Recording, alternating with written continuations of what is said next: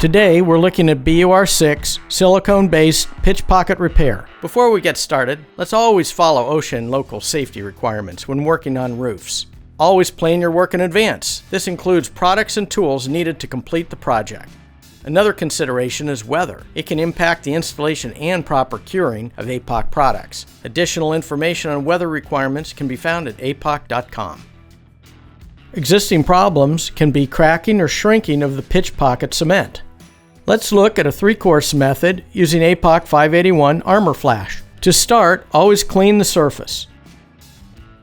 Roll out and pre-cut 2 pieces of 483 polyester fabric. Using professional scissors, use the penetration as a guide and cut a slit in each piece to create a target. At each corner, cut angles to ensure the material can wrap and lay flat. Repeat this process for the second side. To prevent bleed through, apply 583 armor base and allow to fully cure prior to completing your repair. For a professional look, mask off the repair area.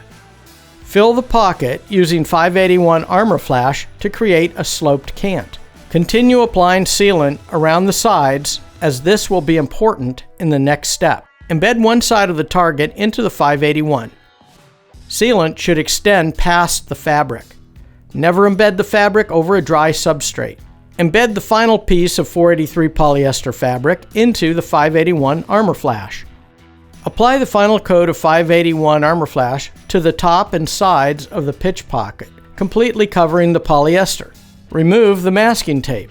Over gravel surfaced roofs, return any loose gravel over the base area. Now, BUR6 silicone-based pitch pocket repair is complete. For additional information on energy efficiency, maintenance coatings, liquid applied roofing, visit us at apoc.com.